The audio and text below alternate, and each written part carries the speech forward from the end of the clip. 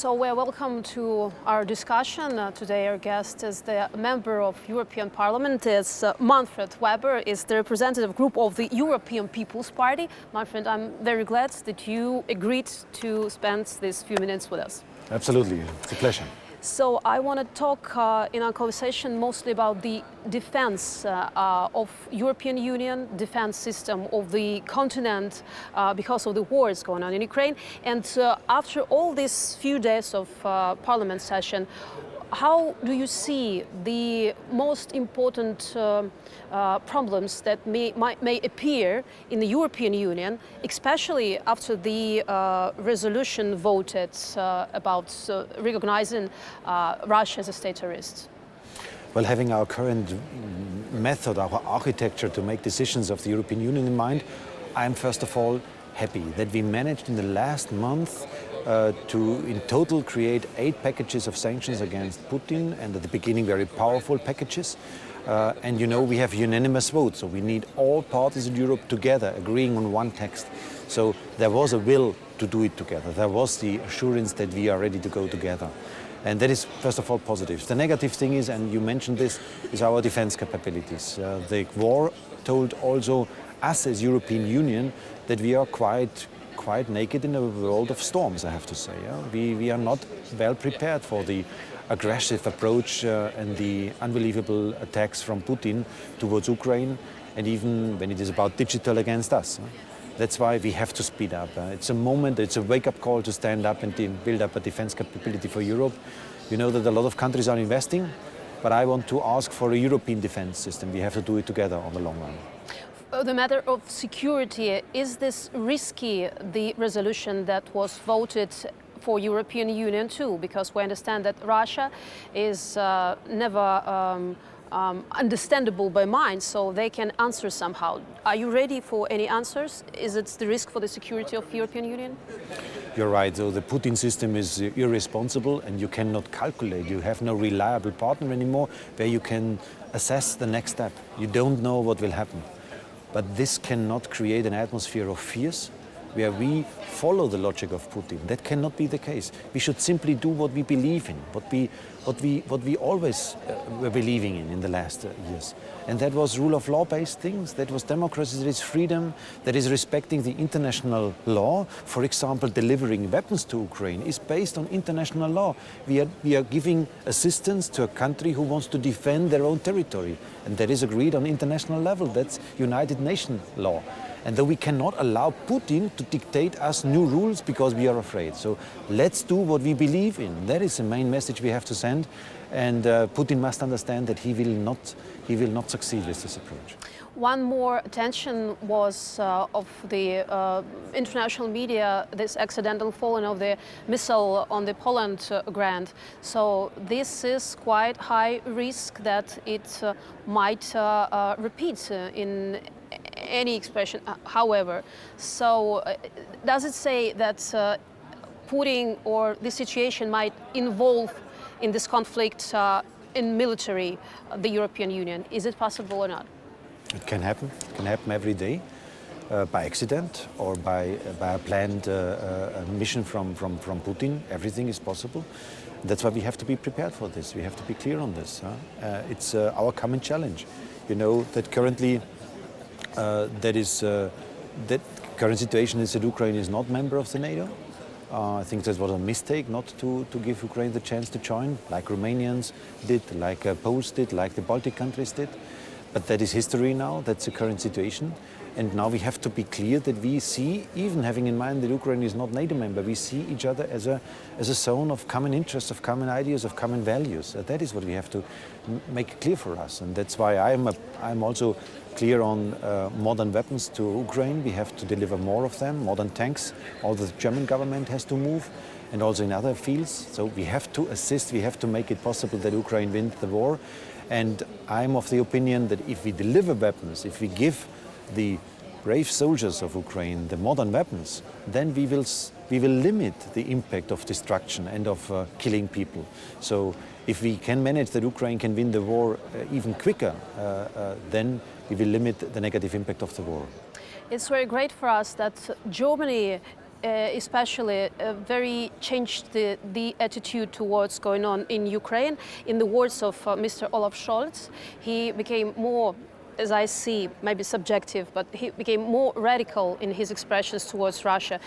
In last 3 days, we heard his speeches, and they changed. So it says about that European Union becomes more radical and ready to spend more money and have consensus decides among different countries to take money from their budgets, and the societies of these countries are ready to suffer a little bit to make this victory as fast as they can. You know that, with the experience of Ukraine now is developing their own democracy, you know that you cannot say Germany, Ukraine or France or whatever. It's always about party politics as well, because people decide about majorities, who is the leader. And I only can tell you that my party, the EPP, the European People's Party, the Christian Democrats, the center-right party on Europe, the biggest party in Europe, we were always clearly committed. It was Friedrich Merz in Germany who pushed Olaf Scholz to deliver weapons. They started with a few support for Kiev, and then finally the new government was ready to deliver really heavy weapons to Ukraine. So we are pushing on all sides as EPP family to assist and to help our Ukrainian friends. And I have to tell you, socialists, that is also what we saw in the debates here on the European Parliament level. There are still a lot of friends of Russia, if I may say. Not to Putin, don't get me wrong. Everybody sees the reality of the terrorist system behind. But like it was the case with Gerhard Schröder and Nord Stream 2, it is now the case now with the socialists in Germany that they still consider, well, how can we deal with Russia? How can we find a new approach with Russia? No, that's not the moment to do so. Now it's the moment to stand on the side of Ukraine, to fight against the Russian troops. That is what we have to do, and against the system in Russia. And then, after we win, we can consider everything. But now it's a moment to stand together. How can you understand the position of the Hungary that's breaking the rules of the European family inside their entire politics, and all the time, very often, they are trying to be a little bit more on the Russian side? What motivates them, and what Hungary's role will play in the security system of European Union with such behavior? Well, you have to ask Viktor Orban about this, why he is positioning himself in this direction, not only on Russia, but also on China, for example. He's also allowing others to go to China, to Hungary, and he wants to benefit economically, also from energy and other things. I must say he's in a way distancing himself from the European solidarity, from being European in a way. That is what he politically is doing. And that is, on the long run, a big problem for Hungary, for the people in Hungary. I want to make sure that I expect from the European Council that they are very outspoken towards Hungary, that they're very clear. And I can only tell you that when it is about defending our principles, about rule of law, about democracy, about freedom of media, then we are very strong towards Hungary. Hungary is not receiving the full money from the European funds they could get, because they are not respecting rule of law anymore. So we are strong. No money if you don't respect anymore the rules of Europe, the fundamental values. And talking about the sanctions and the instruments, the sanctions to limit Putin with money to put it in the war in Ukraine, how many packages must appear from the European Parliament to limit him from money? Because we see as much as you can, you do, but he still finds somewhere this money. We have embargo on oil and other energy products, but somehow he managed to buy these rockets, missiles in Iran or otherwhere. So what's the problem? And how many sanction packages we will wait for? Well, the question of energy ban was for me a question of a moral level in a way, on a moral level, because I cannot accept that Europeans pay every day billions of euros towards Putin, and he is doing the war against Ukraine. So it's a question of morality. That's why we have to stop this. That is what we did and we do now, step by step. I tell you that we were from the very first moment on aware that the sanctions package will not solve immediately the problem on the ground, the war on the ground, the destruction from the Russian forces in Ukraine. It is a project in months, probably in the next year, but it's working and the impact is there. The biggest problem is the technological problem, that Russia is running out of chips, of modern technology, so they cannot do these things anymore like they did in the past. That is the biggest impact. And that's why, for me, the most important thing is now, during winter, we have to implement what we did, so what we decided. So it's not yet fully implemented against the oligarchs, against the power system in Moscow. The tools are there, but the member states must act now. And there I ask also the Commission, the European Commission, to have an eye on this. Because, again, we were very proud to have the legal decisions, but legal is one thing, reality, implementation is the other thing, and that's why all member states must do it now. I cannot not ask you this question. I will do it. We understand, obviously, that this resolution cannot be forever for Russian Federation. I mean, it cannot be forever the state terrorist. So what is the future after the end of war? I'm not asking how you see the end of the war, because we understand it's a difficult question, but is there any chance and opportunities to doing business with Russia after the war, especially in the energy field? Well, it's hard to predict because what it's will a pragmatic happen. question, actually. Extremely hard to predict what will happen, but for me it's clear, with Putin in power, with the current system there, any kind of lifting sanctions, any kind of coming back, even in peace times, is hard to be considered. We speak about Bucha, we speak about war criminals there. That is what is the reality. And that's why even with a possible peace in front of us, and hopefully it will arrive soon, but even with a peace in front of us, it's hard to imagine that we can in any way come back to business as usual with Russia. That is, with this system, for me, not thinkable, not possible. And my last question will be about the future of Ukraine in the European family. What do you see we can already make in our country? What decisions we should accept and actions should do to foster this process to enter the European family? Just right now, even while war is in Ukraine. Well, Zelensky was, after the 24th of February, connected to the plenary of the European Parliament, and your president was asking us Europeans, tell us, is it worth to fight? Are we welcomed? And that is the most important thing, that the European Union assured, under the leadership of Roberta Metsola, Ursula von der Leyen, two EPP presidents, so they are from my political family. We assured you that you are welcome, you can become member of the European Union. That's the most important signal for the moment. And frankly speaking, I don't think that you need so many, in a way, advice or lessons from our side, because I see now, having this terrible war in mind, I see so much motivation inside of the society to modernize, to go forward, to be a modern country and to try to achieve all the standards you need to achieve to become then really full member of the European Union. So assistance is there, support is there. You know about the criteria, about the European standards you want to achieve.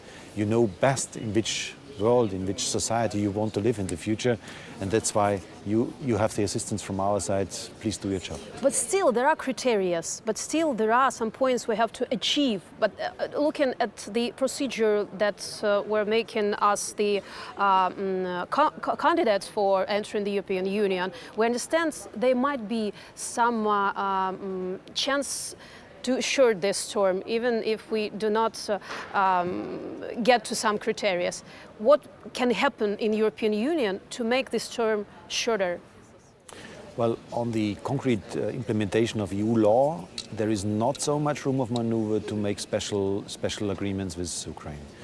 We have the same standards for Moldova. You know, we are having also another smaller country which has the same right to join. We have then the Western Balkan countries still in front of us, where we must save peace there and stability in the region, which is extremely important. So for joining, we have common understanding, common standards. And that's why I think you know about them, and I think people appreciate that the general thinking behind to live in a modern state, in a rule of law-based state, in a democracy, in a freedom guaranteed state. That is what you want to achieve. And the question is to progress now. I want to see the real progress implementation, and then it is about the priorities. I would say that obviously the functioning of a state, so fight against corruption, to have really fair procedures, to have independent judiciary, which is really working with the spirit of an independent judiciary. That is the key criteria for a functioning state, and there is still a lot to do. We know this, but the process is clear, the direction is clear, the will is there.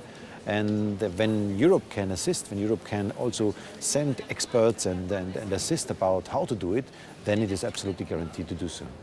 Thank you very much. And at the end, can I ask one more question? It's from my friends from Georgia, if you don't mind. They asked me to apply to the European parliamentarians because they look at us as an example. And if we win, they want to be a part of European family and a part of NATO, and they want to get back their lands that are occupied partly by Russian Federation. So what can you say about the future of Georgia, if you have an answer to this question right now? For us in the European People's Party family, as the largest political family in Europe, it was always clear that Moldova, Ukraine and Georgia are a team, are in a way together. So Georgia must have also a good perspective towards the European Union, but frankly speaking, not yet in a situation to grant the candidate status. That was a problem when we did it for Ukraine and for Moldova. So that's why we must motivate in Georgia all forces who are ready to go towards Europe. They must get the assurance that they are welcomed, but you have to do your homework. Thank you very much. Thank you for this Thank you so interview. much. Thank you. Thank you. Thank you.